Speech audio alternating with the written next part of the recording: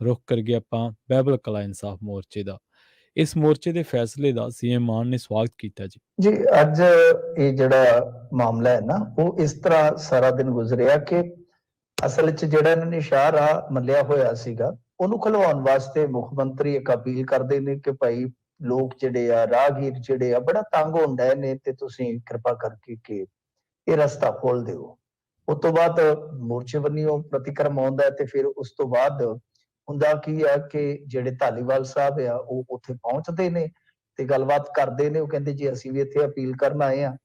ਉਸ ਤੋਂ ਬਾਅਦ ਇਹਨਾਂ ਨੇ ਫਿਰ ਇੱਕ ਸਾਈਡ ਜਿਹੜੀ ਆਪਾਂ ਨੂੰ ਪਤਾ ਹੀ ਹੈ ਜਾਂਦੀ ਹੈ ਬਠਿੰਡਾ ਤੋਂ ਕੋਟਕਪੂਰਾ ਨੂੰ ਸੜਕ, ਜਾਂ ਬਠਿੰਡਾ ਤੋਂ ਅੰਮ੍ਰਿਤਸਰ ਰੋਡ, ਉਹਦਾ ਇੱਕ ਬੰਨਾ ਖੋਲ ਦਿੱਤਾ ਹੈ। ਇਹਦਾ ਮਤਲਬ ਹੈ ਕਿ ਜਿਹੜਾ ਟ੍ਰੈਫਿਕ ਪਿੰਡਾਂ ਦੇ ਵਿੱਚ ਦੀ ਜਾ ਰਿਹਾ ਸੀ ਤੇ ਬੜੀ ਤੰਗੀ ਹੁੰਦੀ ਹੈ ਲੋਕਾਂ ਨੂੰ, ਇਹਦੇ ਵਿੱਚ ਕੋਈ ਸ਼ੱਕ ਨਹੀਂ। ਵੈਸੇ ਵੀ ਜੇ ਤੁਸੀਂ ਜੈਤੋਂ ਵਾਲੀ ਸਾਈਡ ਜਾਓਗੇ ਤੇ ਉੱਥੇ ਰਸ਼ ਬੜਾ ਹੋ ਜਾਂਦਾ ਹੈ, ਤੁਹਾਨੂੰ ਤੇ ਇਹਨਾਂ ਇਲਾਕਿਆਂ ਦਾ ਪਤਾ ਵੈਸੇ ਵੀ।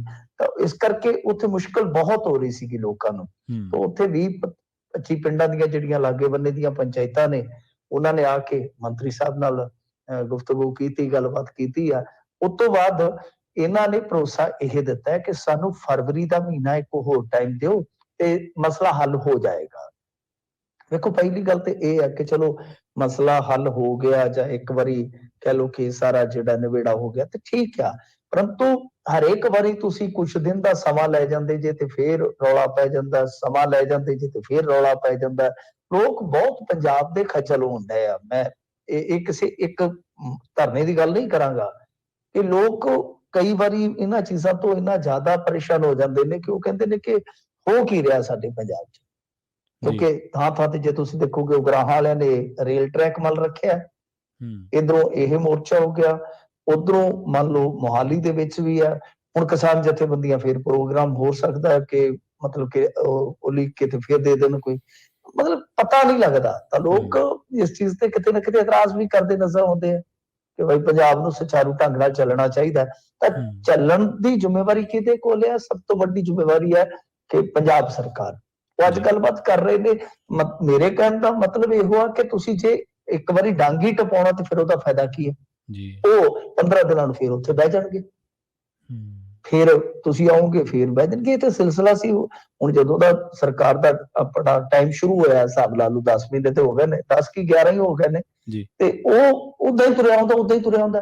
ਤੁਸੀਂ ਇੱਕ ਵਾਰੀ ਗੱਲ ਮੁੱਕਦੀ ਮੁਕਾ ਲਓ ਕਿ ਭਾਈ ਜੋ ਅਸੀਂ ਕਰ ਸਕਦੇ। ਮੈਂ ਵਾਰ-ਵਾਰ ਕਹਿੰਦਾ ਕਿ ਤੁਹਾਡੇ ਹੱਥ ਕੀ ਆ।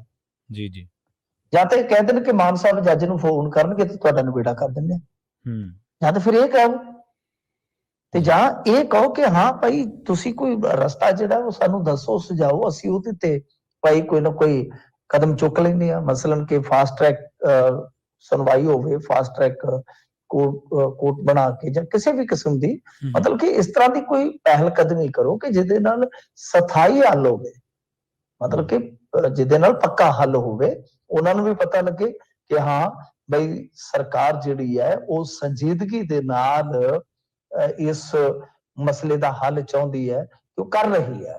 ਏਦਾਂ ਐਵੇਂ ਮੜੀਆਂ ਗੱਲਾਂ ਜਿਹੜੀਆਂ ਨੇ ਉਹ ਕਰ ਦੇਣੀਆਂ, ਫਿਰ ਉਹਨਾਂ ਗੱਲਾਂ ਦਾ ਕਿਤੇ ਨਾ ਕਿਤੇ ਖਲਾਰਾ ਪੈ ਜਾਣਾ, ਉਹ ਠੀਕ ਨਹੀਂ ਹੈ। ਇਹ ਇੱਕ ਤਰ੍ਹਾਂ ਨਾਲ ਕਹਿ ਲਓ ਕਿ ਸਿਆਸਤ ਦੀ ਡੰਗ ਟਪਾਊ ਨੀਤੀ ਜਿਹੜੀ ਉਹ ਨਹੀਂ ਚੱਲਣੀ ਚਾਹੀਦੀ। ਤੇ ਦੂਜੀ ਗੱਲ ਜਿਹੜੀ ਹੈ ਕਿ ਜੇ ਗੱਲਬਾਤ ਅੱਜ ਇਹਨਾਂ ਨਾਲ ਕੀਤੀ ਜਾ ਸਕਦੀ ਹੈ, ਫਿਰ ਮੁਹਾਲੀ 'ਚ ਜਿਹੜਾ ਮੋਰਚਾ ਉੱਥੇ ਵੀ ਤੁਸੀਂ ਕਰੋ, ਫਿਰ ਉਗਰਾਹਾਂ ਵਾਲਿਆਂ ਨਾਲ ਵੀ ਕਰੋ। ਉਹ ਵੀ ਕਹਿੰਦੇ ਆ ਕਿ 1.5-2 ਕਰੋੜ ਰੁਪਇਆ ਮੁਆਵਜ਼ਾ ਬਣਦਾ ਹੈ ਰੇਲਵੇ ਦਾ, ਪੁਲੀ ਥੱਲੇ ਲੰਘਾਉਣੀ ਹੈ ਉੱਥੇ, ਤੇ ਉਹ ਕਿਸਾਨਾਂ ਦਾ ਤੁਸੀਂ ਅਦਾ ਕਰੋ। ਵੀ ਸਾਰੇ ਪਾਸੇ ਤੁਸੀਂ ਗੱਲ ਕਰਕੇ ਇੱਕ ਵਾਰੀ ਆਪਣਾ ਨਿਬੇੜਾ ਕਰ ਲਓ। ਇਹ ਬਹੁਤ ਮਤਲਬ ਕਿ ਕਹਿ ਲਓ ਕਿ ਜਿੱਦਾਂ ਆਪਾਂ ਕਹੀਏ ਬਹੁਤ ਇਹ ਚਿੰਤਾਜਨਕ ਗੱਲ ਆ ਕਿ ਸਾਡੇ ਇੱਥੇ ਪੰਜਾਬ ਦੇ ਵਿੱਚ ਧਰਨੇ ਮੁਜ਼ਾਹਰੇ ਜਿਹੜੇ ਆ ਹੋ ਰਹੇ, ਤਾਂ ਲੋਕ ਜ਼ਾਹਿਰ ਜੀ ਗੱਲ ਹੈ ਪਰੇਸ਼ਾਨੀ ਤਾਂ ਲੋਕਾਂ ਨੂੰ ਹੁੰਦੀ ਹੈ।